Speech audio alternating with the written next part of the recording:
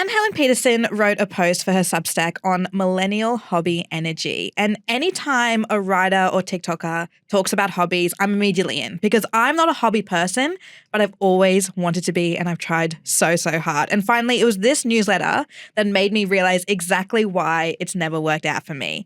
She says, Millennial Hobby Energy is running couch to 5K and then suddenly you're making plans for 2 marathons a year. It's falling down a quilting rabbit hole on TikTok and waking up with $800 worth of fabric.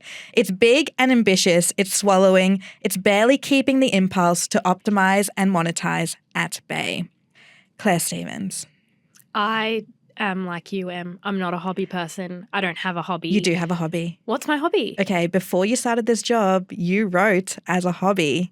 And then you turned it into a career. Yeah, and then you've gone back to writing and now you're writing a book. Yeah, okay. But, okay, this is the issue.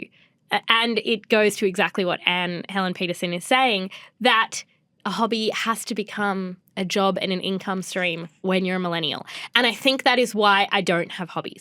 Because I've turned my hobby into a job, which takes away the joy of it being a hobby, which, well, and not necessarily, it takes away some of it and it adds extra pressure to it, which Anne Helen Peterson says in her column that we know this. There is so much research about what happens when you turn your passion into something you're doing for work. But I think I'm also such an all or nothing person that I look at doing something like something creative and I'm like, I'm going to be shit at it. I'm going to be really bad and then I'm going to want to be good at it and then I'm going to have to try really, really, really hard and I don't have time.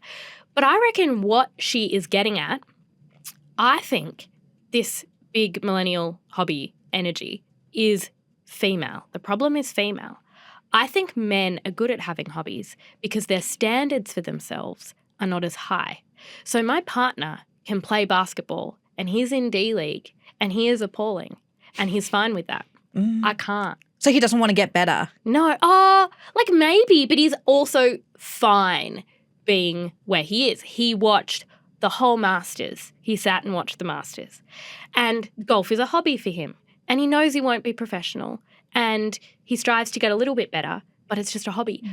I think my socialization as a perfectionist woman who never feels good enough, and I think it boils down to the fact that I don't believe I deserve enjoyment. So this became quite dark. Unexpectedly. Okay, this is like a therapy session. Okay. Because like you both, I have never had a hobby in my life until the past 2 years. You all know what it is. I like gardening, right? But I have never, ever had a hobby. That's why it's so amazing that I now have one, right? And I cannot tell you enough how good it has been for my mental health. But I could never have had a hobby until this particular stage of my life, when I was like really, really in the trenches of parenting little kids and working a full-on job. Every minute of every day is taken up. I didn't have any time to do that. And it's been a goal to work towards, to try and carve out little portions of time to do something that wasn't highly productive. So A, you mustn't beat yourself up, particularly you, Claire, and we'll get to you in a minute. You can beat yourself up a bit. For not having a hobby, as if that's another thing you've got to put on your, like, my perfect life would include this list, because that negates the whole point, right? But the reason it has been so good for my mental health is because, and we've talked about this before, but it gives me a level of rest that because I'm not a lie down and rest kind of person. I'm always got but it is rest. It's active rest. It's creative rest. It's really good for you to have that kind of stuff. I'm always trying to meditate. I'm always boring the outlouders about that. And then I suddenly realized, gardening is meditation. I was walking past the river near where I live the other day, and there are all these middle-aged men standing there with their fishing rods. And they don't look like meditators, those guys, but I realized every one of those guys is meditating right now. They are just standing there with their sticks, like their little sticks out in the river, doing nothing, like just having a moment. And I think it's the giving yourself permission to do something that isn't necessarily productive that makes a hobby so wonderful. But what you have to do is you have to guard against, and this is what I find, because although I'm not a millennial, I'm a Gen Xer, I very much, as soon as you get into something and you learn more about it, it's limitless where you want to take it, right? So I'm growing things, but then you start talking to people and they're like, but are you using purely organic material? And, are you planting this and you're planting that? And what about multi-cropping? And what about companion planting? And it could become your whole life really quickly. And you have to fight that urge and go, no, this is my escape. If I turn it into the thing I'm trying to escape from, it's no longer an escape. Do you think that is the fault of the internet?